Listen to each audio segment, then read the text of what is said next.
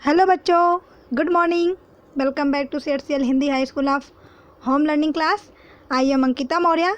तो विद्यार्थी मित्रों, आज का विषय है social science standard 9th chapter 5 Bharat आज़ादी की तरफ प्रयाण पार्ट 2 दांडी कूच। जैसा कि आप इस पिक्चर में भी देख सकते हैं, दांडी कूच का ये चित्र मैंने फ्रंट पेज पे रखा है। ओके विद्यार्थी मित्रों, दांडी कूच की शुरुआत कब की गई थी और कब पूरा हुआ? तो ये 12 मार्च से शुरू किया गया था और 6 अप्रैल को 1930 में पूरा हुआ था। और दांडी कूच की शुरुआत क्यों की गई थी, दांडी यात्रा क्यों निकाली गई थी, गांधी जी ने क्यों ऐसा किया? तो गांधी जी ने, क्योंकि ब्रिटिश जो सरकार थी उन्होंने नमक के ऊपर कर लगा दिया था और इस नमक के कानून को तोड़ने के लिए या भंग करने के लिए गांधी जी ने दांडी कूच निकालने का निश्चय किया। ओके विद्यार्थी मित्रों, इसके बाद 11 मार्च की शाम को आश्रम में हजारों लोगों की जनसंख्या को सत्याग्रह का संदेश दिया। लोगों को गिरफ्तारी होने पर भी दृढ़तापूर्वक अहिंसक रूप से सरकार के विरुद्ध संघर्ष को आगे बढ़ाने का अनुरोध किया। शांति मन से हमें अपने दांडी कूच को पूरा करना है बिना लड़ाई झगड़ा किए।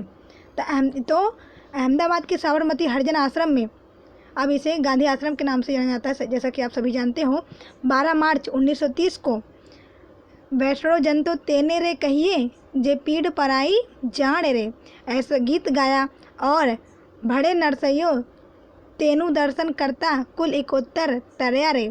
इस तरह के गीत गाए। सूरा संग्राम को देख भागे नहीं, देख भागे सोई सूर नहीं। इस तरह से गीत गा करके सभी लोगों ने वैष्णो भजन कर करके यह पूरा होने का महाप्रयाण शुरू किया। और इसके बाद गांधी जी ने अपने दांडी कूच सहयोगियों के साथ दांडी कूच की शुरुआत की। जैसा कि आप देख सकते हो, उनके जो सहयोगी थे उनके साथ मिल करके इस यात्रा की शुरुआत की।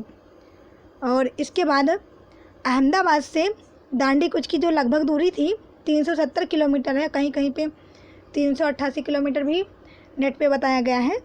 तो लगभग इसीलिए क्या 370 किलोमीटर की डिस्टेंस था। आप एग्जाम में पूछा जाए तो आप 370 किलोमीटर ही लिखना। ओके विद्यार्थी मित्रों, और दांडी यात्रा में कहाँ कहाँ पर उन्होंने महासभाएं की थी? तो उन्होंने असलाली, बारेजा, नडियाद, आणंद, बोरियाबी, रास, भरूच, सूरत, नवसारी जैसे छोटे बड़े नगरों में सभाएं करके लोगों को सविनय अवज्ञा और नमक कानून भंग की अनिवार्यता की जानकारी दी। ओके विद्यार्थी मित्रों, तो ये शहरों, आप जो ये नगर के नाम है, आप जब पूछा जाए कहाँ से किया था, बड़े बड़े सभा आयोजन कहाँ पे किए थे, तो आप ये सारे का नाम लिख सकते हैं। मैप में भी दिया गया है। यहाँ शुरू होकर साबरमती से यहाँ पे लास्ट में आकर के नवसारी पे दांडी की जगह पे कंप्लीट होता है। ओके विद्यार्थी मित्रों, इसके बाद गांधी जी ने भाट नामक स्थान पर 29 मार्च को यात्रा शुरू हो गई थी। 29 मार्च को 1930 में कहा कि कुत्ते की मौत मरूंगा, जब तक स्वराज नहीं मिलेगा तब तक आश्रम में वापस नहीं लौटूंगा। ऐसी उन्होंने प्रतिज्ञा ली थी। कौन सी जगह पे? भाट नामक स्थान पर 29 मार्च को। ओके विद्यार्थी मित्रों, इसके बाद यह कूच जिन जिन गांवों में से गुजरता था वहाँ के लोग रास्ते की साफ़ सफाई करते, पानी छिड़क करके तोरण बनाकर सजाते। इस तरह से इस यात्रा के लोगों में अपूर्व जागृति, गजब की श्रद्धा, चेतना और एकता जगाने का अद्भुत कार्य किया। इस यात्रा से लोगों में किस प्रकार की भावना जागृत हुई? तो अपूर्व जागृति, गजब की श्रद्धा, चेतना और एकता की भावना लोगों में अद्भुत रूप से जागृत हुई। ओके विद्यार्थी मित्रों, और पूरे देश में सत्याग्रह की जो लहर थी वो दौड़ गई। गांधी जी ने अपने साथियों के साथ 24 दिनों की पद यात्रा पैदल चल करके दांडी पहुँचे। 6 अप्रैल 1930 को उन्होंने अपनी यात्रा को पूरी की पैदल चल करके। ओके विद्यार्थी मित्रों, 24 दिन पूरा होने में लगा था इस यात्रा को, दांडी कूच की यात्रा जो थी। और 6 अप्रैल 1930 की सुबह ही ठीक 6:30 बजे समुद्र के किनारे गांधी जी ने जा करके वहाँ पर जमे हुए नमक में से एक मुट्ठी नमक उठा करके, एक मुट्ठी नमक हाथ में ले करके नमक के अन्यायपूर्ण कानून को तोड़ा, जैसा कि आप इस चित्र में देख सकते हैं। ओके विद्यार्थी मित्रों, और गांधी जी ने कहा मैंने नमक के कानून को तोड़ दिया, क्योंकि जो ब्रिटिश सरकार थी उन्होंने नमक पर भी कर लगा दिया था, तो उसको उन्होंने तोड़ दिया। और उस समय वहाँ पर उपस्थित लोगों को संबोधित करते हुए कहा, जितने भी लोग वहाँ उपस्थित थे उनसे कहा कि मैं ब्रिटिश साम्राज्य रूपी इमारत की नींव में नमक लगा रहा हूँ। तो ये आपसे पूछा जा सकता है क्वेश्चन में, तो आप ये आंसर लिख सकते हैं। ओके विद्यार्थी मित्रों, गांधी जी ने लोगों को संबोधित करते हुए क्या कहा उस समय जब नमक का कानून तोड़ा। ओके, और श्री महादेव भाई देसाई जिन्हें दांडी कूच की तुलना महाविनिष्क्रमण के साथ करते हैं। कौन महाविनिष्क्रमण के साथ दांडी कूच की तुलना करता है? तो श्री महादेव भाई देसाई ने। ओके विद्यार्थी मित्रों, दुनिया भर के पत्रकारों फोटोग्राफरों ने भी इस स्थान पर आकर के आंखों देखा विवरण समाचार पत्र और पत्रिकाओं में प्रकाशित किए। इस तरह 12 मार्च साबरमती आश्रम से शुरू की गई विश्वविख्यात वर्ल्ड फेमस थी दांडी कूच की भौतिक समाप्ति हुई। कब हुई भौतिक समाप्ति? 6 अप्रैल 1930 को। परंतु ब्रिटिश सल्तनत की इमारत की नींव में नमक लगाना शुरू हो गया था, मतलब कि उनकी अब ब्रिटिश का जाना निश्चित हो गया था, कब उन्हें भारत छोड़कर जाना ही पड़ेगा। इस तरह देश में सविनय अवज्ञा आंदोलन शुरू हुआ।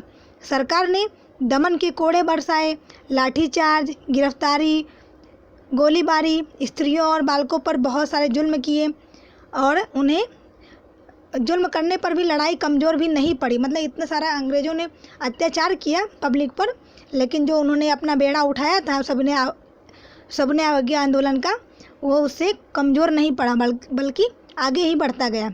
ओके विद्यार्थी मित्रों, फिर उसके बाद इसके सविनय अवज्ञा आंदोलन के दौरान कई सारे कार्यक्रमों का आयोजन हुआ, तो उसके बारे में जानेंगे। दांडी कूच के दौरान जब दांडी कूच की यात्रा शुरू हुई थी, तो उसके समय कई सारे कार्यक्रमों का आयोजन हुआ था। तो कार्यक्रमों के आयोजन के बारे में डिस्कस करेंगे।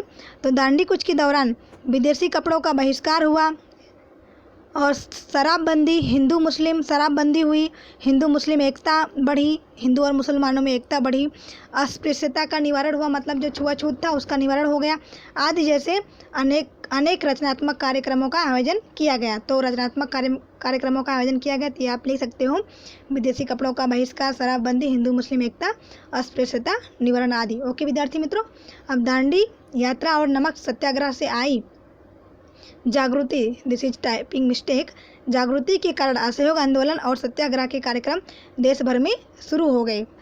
तो इन कार्यक्रमों में स्वदेशी आंदोलन और विदेशी वस्तुओं का बहिष्कार, शराबबंदी के लिए शराब के अड्डे पर पिकेटिंग, मशहूल सहित करवेरा न भरने का आंदोलन, मतलब हम कर नहीं देंगे ऐसा भारतीयों ने निश्चय किया, अस्पृश्यता निवारण कार्यक्रम संबंधी सत्याग्रह सभाएं और जुलूस के कार्यक्रम हुए। इस जागृति तथा आंदोलन को कमज़ोर करने तथा कुचल डालने के लिए सरकार के द्वारा लाठीचार्ज तथा कारावास मतलब जेल में बंद करना सहित दमनकारी नीति अपनाई, दमनकारी कदम अंग्रेज सरकार ने उठाया। ओके विद्यार्थी मित्रों, इसके प्रतिक्रिया स्वरूप जब अंग्रेज सरकार ने दमनकारी नीति अपनाई, तो जो भारतीय लोगों ने उसके प्रतिक्रिया स्वरूप में क्या किया, देश की railway, police station, post office तथा अन्य सरकारी इमारतों को तोड़ फोड़ दिया। हमले जैसे कुछ हिंसक घटनाएं भी घटी। इस घटनाओं में सरहद के गांधी अब्दुल गफ्फार खां, आप सरहद के गांधी पूछा जाए तो अब्दुल गफ्फार खां के नेतृत्व में आंदोलन हुए।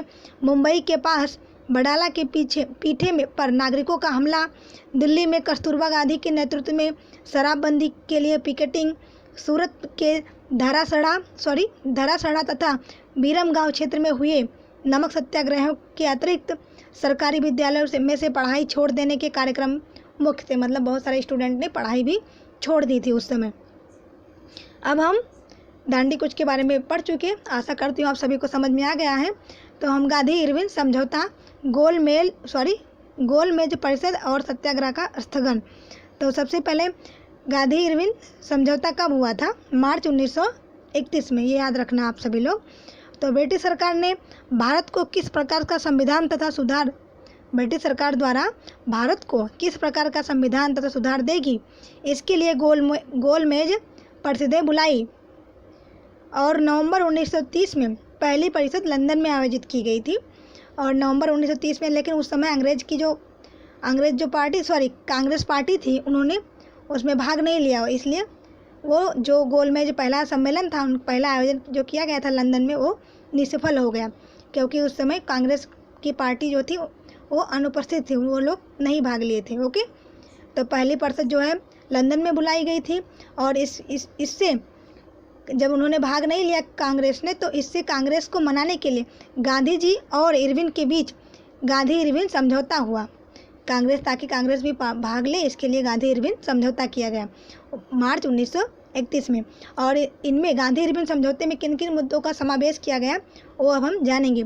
सत्याग्रह की नीति, नमक बनाने की स्वतंत्रता, सत्याग्रह की नीति, नमक बनाने की स्वतंत्रता और शांति पिकेटिंग की सहमति मुख्य वो मुद्दे थे गांधी इरविन समझौते में। ओके विद्यार्थी मित्रों, उसके बाद द्वितीय गोलमेज परिषद में कांग्रेस के प्रतिनिधि के रूप में मात्र गांधी जी उपस्थित रहे, परंतु जब द्वितीय गोलमेज सम्मेलन हुआ, आयोजन किया गया, तो उस समय सिर्फ गांधी जी उपस्थित रहे और परंतु ब्रिटिश पक्ष द्वारा संविधान निर्माण की चर्चा के लिए अलग अलग कौमों के लिए अलग अलग मतदान मंडल का विभाजनकारी मुद्दा उठाए जाने पर गांधी जी निराश हुई और अंत में यह परिषद निष्फल हो गई। ओके विद्यार्थी मित्रों, आशा करती हूँ आपको दांडी कूच और गांधी इरविन समझौता के बारे में समझ में आ गया होगा। तो आपके लिए मैंने कुछ क्वेश्चन लिखे हैं, जैसे कि दांडी मार्च किस आश्रम से आरंभ हुआ था, तो हरिजन आश्रम या साबरमती आश्रम आप सभी लोग लिख सकते हो। एक एक लाइन का आंसर है। दांडी यात्रा कितने दिनों में पूरी हुई थी, तो 24 दिनों में। गांधी जी ने दांडी मार्च क्यों किया, तो गांधी जी ने सविनय अवज्ञा आंदोलन के रूप में गांधी जी ने दांडी गांव के समुद्र के किनारे जाकर नमक कानून को भंग करने का निश्चय किया, मतलब नमक कानून तोड़ने के लिए दांडी मार्च किया था। गांधी जी ने दांडी मार्च आरंभ करते समय क्या प्रतिज्ञा ली थी, तो वही काले कौवे जो था, ये उन्होंने कहा था कौवे कुत्ते की मौत मरूंगा, परंतु जब तक स्वराज नहीं मिलेगा तब तक मैं आश्रम वापस नहीं लौटूंगा, यह प्रतिज्ञा ली थी। ओके विद्यार्थी मित्रों, उसके बाद दांडी मार्च के दरमियान गांधी जी ने कहाँ सभाएं की, तो असलाली, बारेजा, नडियाद, आणंद, बोरियाबी, जाबूसर, भारू, सूरत, नौरासी जैसे जगहों पर सभाएं की। दांडी यात्रा लोगों में कैसी भावना लाई, किस प्रकार की, तो इसमें आएगा अपूर्व जागृति, गजब की श्रद्धा, चेतना और एकता जगाने की अद्भुत भावना लाई लोगों में। ओके विद्यार्थी मित्रों, उसके बाद गांधी जी ने नमक का कानून किस दिन तोड़ा, तो नमक का कानून 6 अप्रैल 1930 की सुबह 6:30 बजे तोड़ा था। ओके विद्यार्थी मित्रों, और इसके बाद सरहद का गांधी किसे कहा जाता है, तो अब्दुल गफ्फार खां को याद रखना।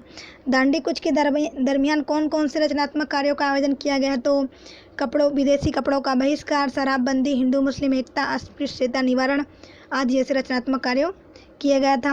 प्रथम गोलमेज परिषद कब आयोजित की गई, तो प्रथम जो था नवंबर 1930 को लंदन में आयोजित की गई थी।